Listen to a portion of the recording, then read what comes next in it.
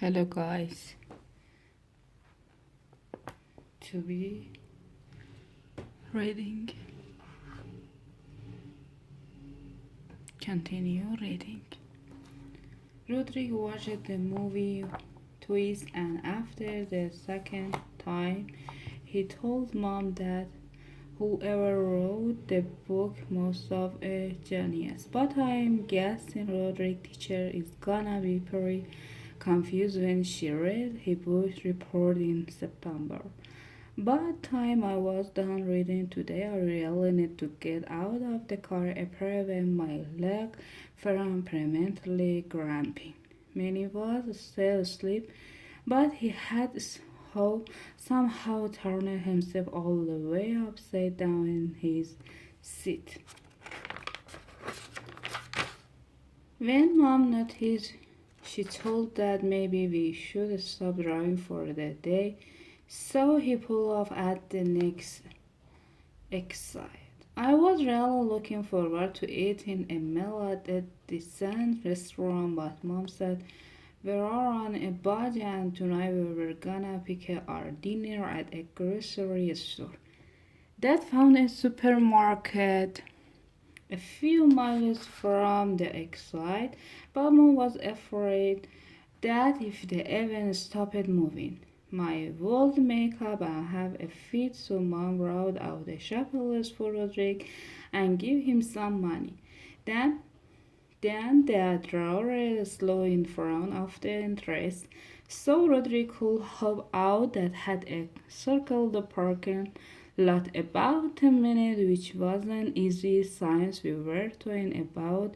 Eventually, Roderick came out with a couple bags of groceries, and from the look of it, he picked up some extra item for himself. When I pulled the van around, Roderick hopped in. Then we started looking for a place to stay for night, but the selection in the area wasn't that great.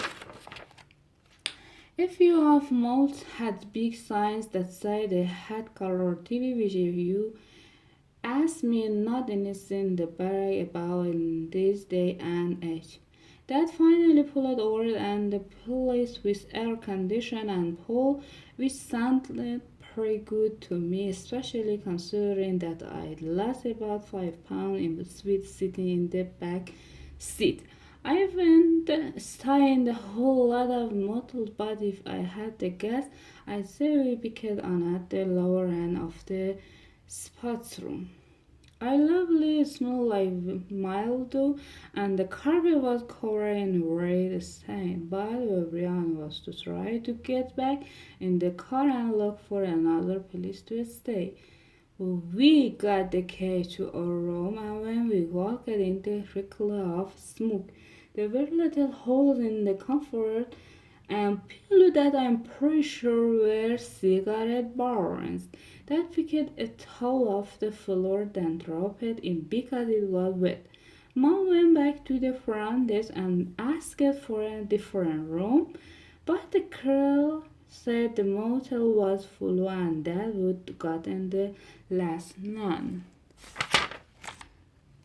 Mom told her in that case we were gonna leave to take our business to another motel, but the killer told her there was a 24-hour collection policy, so we couldn't get our money back. When we returned to the room, she said we were gonna have to try and make the best of the bad situation.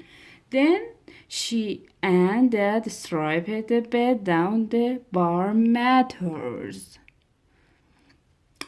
Believe it or not, many slept so through all of these. Mom said that if he woke up now, he'd walk all night, so she was just gonna let me sleep through till morning. Mom put Manny down in the middle of the sofa bed and pulled the blanket over him. The rest of us were really hungry, so we impatient out the grease Roderick bought, but it turned out he didn't buy anything on Mom's list. Rodrigo was supposed to get sandwich supplies, orange juice, and stuff like that, but he just got a bunch of things he likes. Mom was very upset that Rodrigo didn't get a thing on the list she gave him, but his excuse was that he couldn't read her handwriting. Mom told him that wasn't very smart to get cinema rolls and a frozen pizza since the things needed an oven and we didn't have one. But Roderick cold microwave the pizza, then he put it inside the microwave oven to preheat it. At least Roderick thought it was a microwave, it was actually a safe. By the time he figured that out, the pizza was located inside. Mom gave me what was left of her cash and decided to go down to in the vending machine to get the most nutritious stuff I could find. And that's how we ended up eating sugar, wafer, and bread many for dinner on the first night of our road trip. Sunday, last night we couldn't watch TV or do anything in the room because Manny was asleep on the pull-out sofa. Mom wouldn't even let us keep the light on, so we all sat in the dark for a while until we and Roderick decided to go down to the pool to kill some time. Well, the sign outside the motel said there was a pool, but there was no actual water in it. And it didn't look like there had been for at least 5 years. There was a hot tub near the pool that did have weathering, but some family was already using it, so me and Rodri waiting our turn.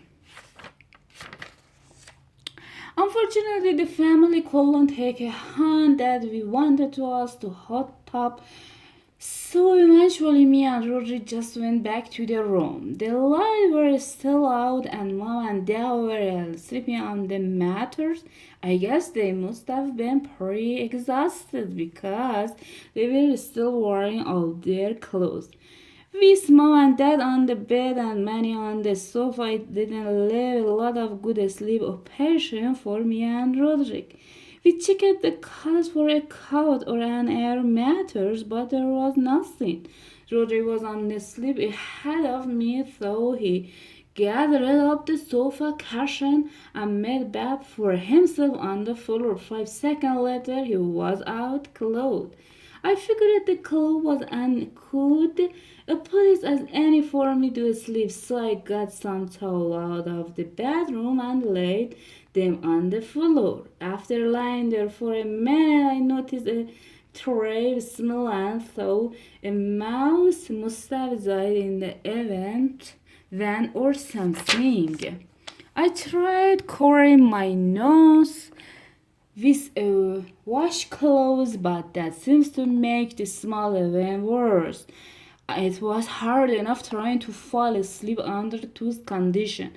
But then someone in the room started snoring. Luckily, I was prepared for that moment that both snore, which is the reason I saw a head and brought airplanes on the try. But it was so dark in the room I could only find under my duffel bag. So I had to try sleeping with the airplane in my left ear and my other ear pressed to the floor. I did actually fall asleep for a few minutes, but woke up to some kind of rock going on outside. When I looked out the peephole, I saw something flash by, but I couldn't tell what it was, so I cracked open the door to see what was going on. It turned out those kids from the hot tub and got under a handle on the clean car and were ramming it into a wall.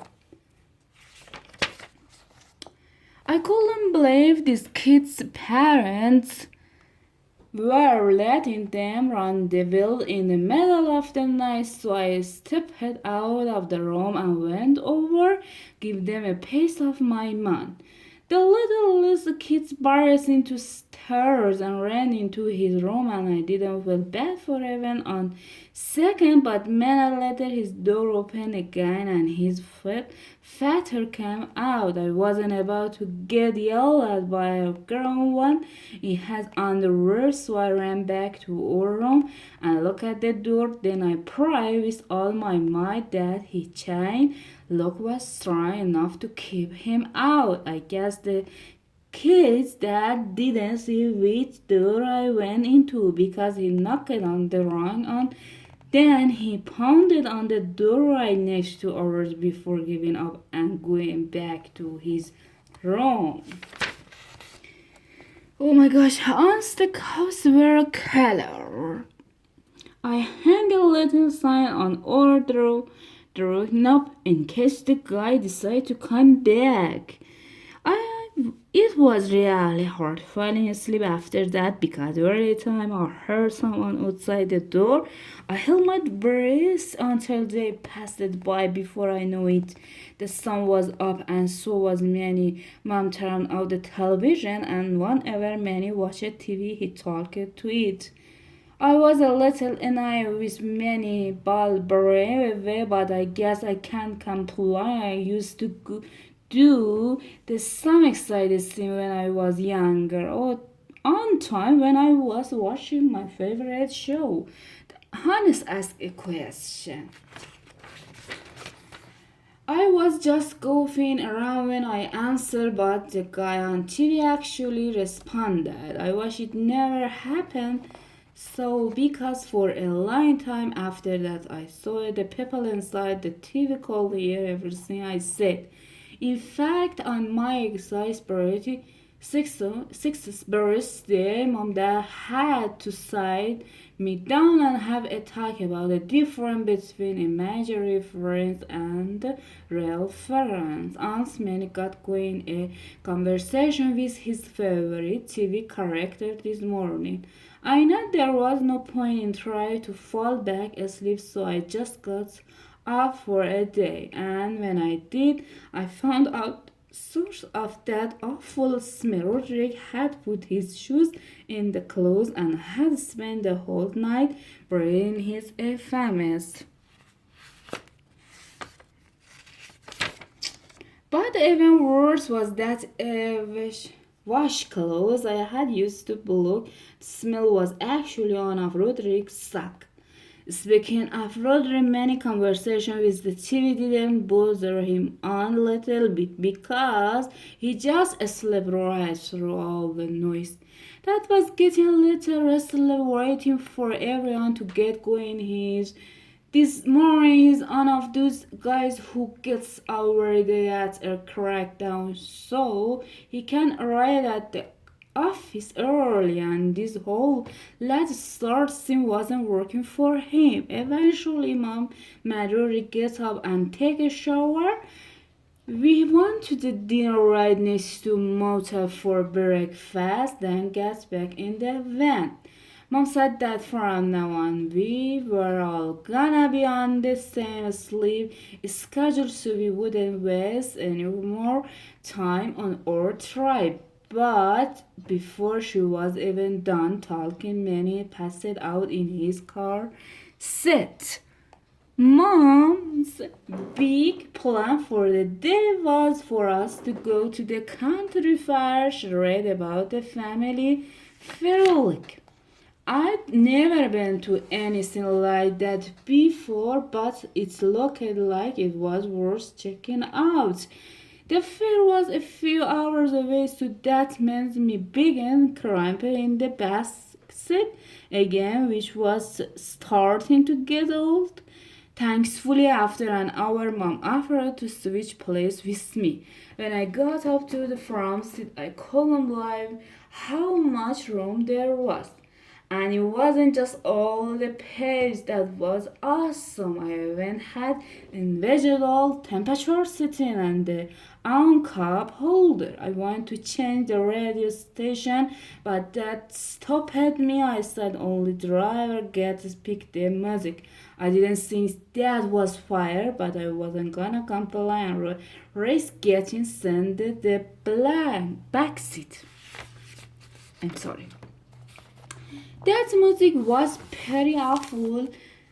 but the wife totally made up for it. When you are in the back, you don't have any sense of what's ahead. Sitting up in front, I had whole new perspective and could almost see way. Mom was so gun ho about talking this road try. When we told excited for country fire, we come to the spotlight. We were behind a motivation that was the same exact model as ours, only purple. The kids that van local kind of familiar took me a second to realize they were the same ones from last night. I had told mom and dad about the inside with the kids and the calling card because I was worried I wouldn't come out looking too great, and they definitely didn't need to know about my run-in with Marberto. The kids with the purple van recognizing me right away and started making up Nox's face. I wasn't gonna just sit there and take it from those little pink, so I made a face at them.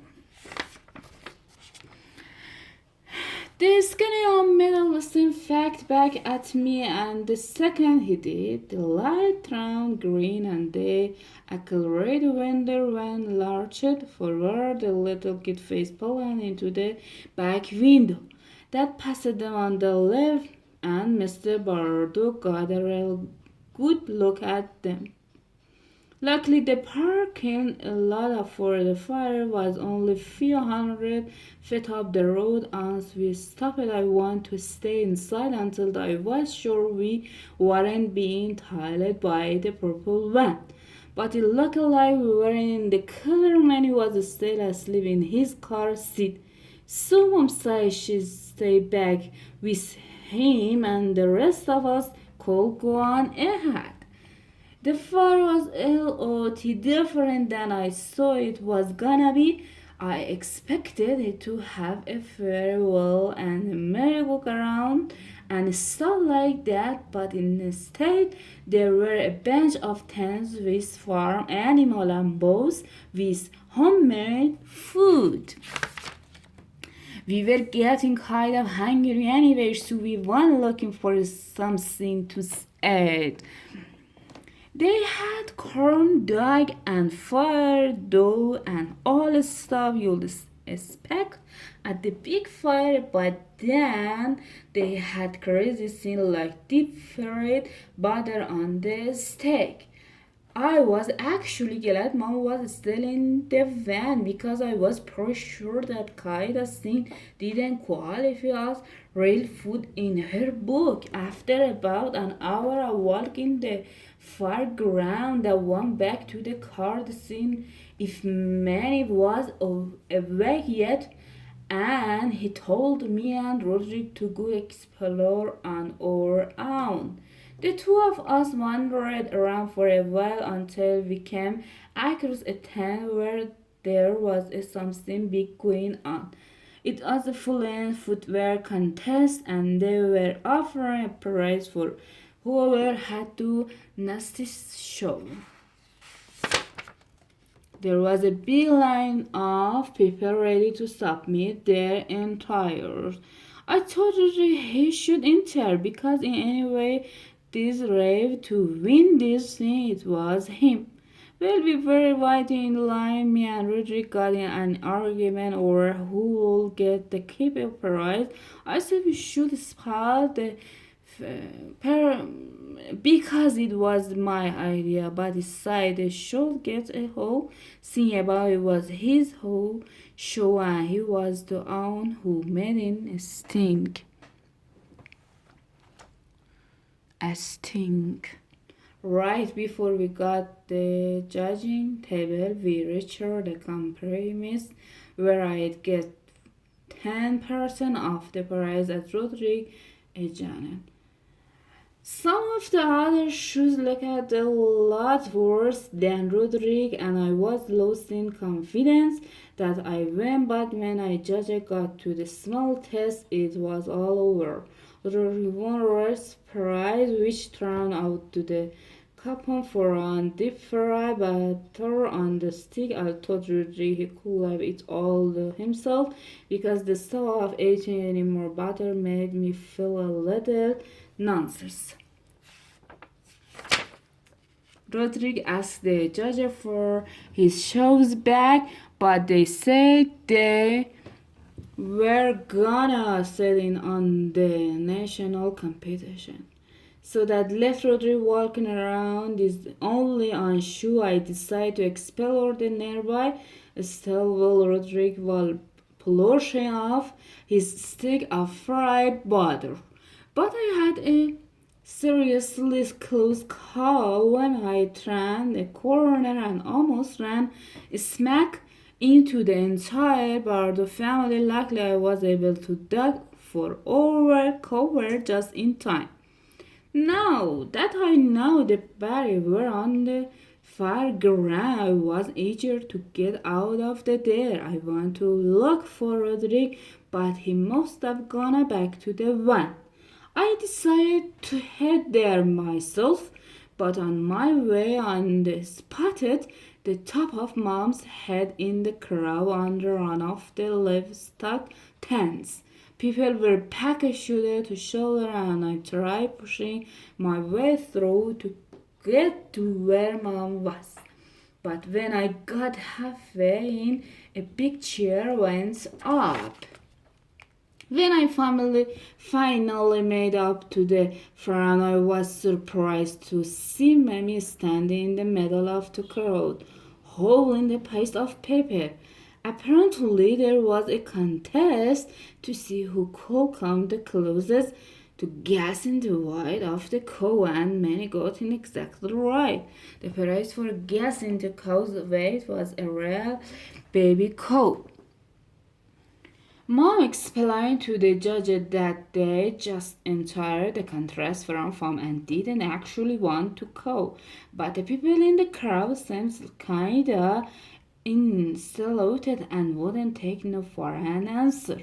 With all the commotion this was causing, I was nervous the Brown family was gonna come over to the livestock tent to see what was going on. Luckily, by the mom seemed ready to get out there herself, and we made our way to the exit. That was it, sitting in the van with the air conditioning crackle off, and when I saw Mom carrying the cow, he was little taken by surprise. Mom felt that in on how many won the cow in the contest, but it didn't seem to stray with them now. That day we had a business owning cow and that we needed to take it back to the farm immediately. But Mom said it was too late because the cow had already imprinted on many. That still wasn't no word. So he said a cow is the brown animal and could be carrying all sorts of parasites and whatnot, but Mom said a lot of people keep cows as pet, and she'd hardly smart. Then Rodri got in on the conversation. They voted for keeping the cow because he said it could get very beef from it very morning the way you get egg from a chicken. So either he doesn't understand how cow work or he just wasn't seeing it all the way through. I was all in favor of keeping the crow if it meant we could hurry up and get going. I noticed the purple van parked a few spaces away from ours, and I was nervous the bear would show up any second. That finally covered, and he said if we were gonna keep the cow, it would have to ride into a boat. But Mom said putting the cow in the boat was inhuman, and that we needed to find a place for it in the van. They said there wasn't anywhere to put the cow in the van. We couldn't just let it roam free, and we couldn't exactly strap it in with a seat belt either. So Mom emptied out the collar and put the cow in there. Once that was settled, we finally pulled out the parking lot. After we put a few miles between us and the fire, I could finally breathe again. But the car started causing trouble right away. By the time we got back on the highway, it had tried over the color and was rooting around on off the mailbag. I had to wrangle the car back into the color and this time a strap seatbelt across it so it wouldn't drive over.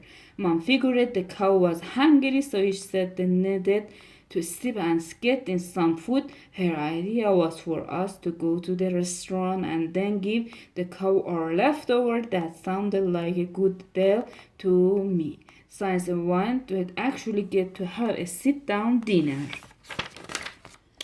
Mom, we found a place to eat a few miles away, and Mom stayed back in the van with the cow while the rest of us went inside. But when the brides saw that Rory was only wearing on shoes, she said it couldn't serve him.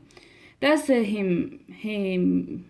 that said me and Roderick could take turn using my shoes, but I wish I'd handed let Roderick go first because he's the world's slowest eater.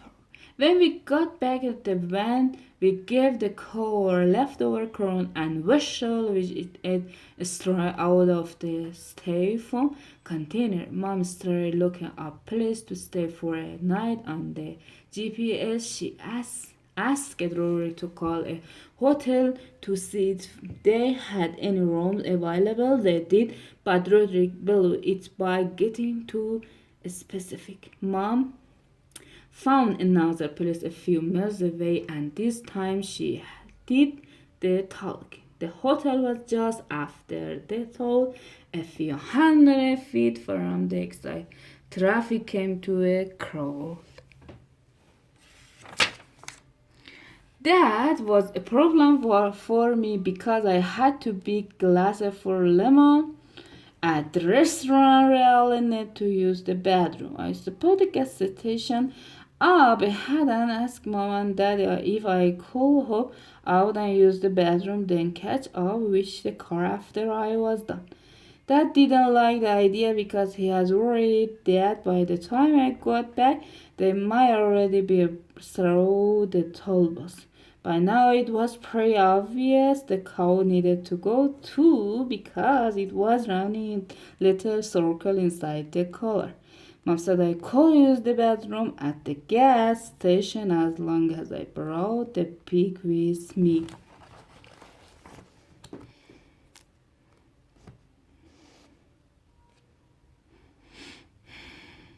So fun. The end. Bye bye.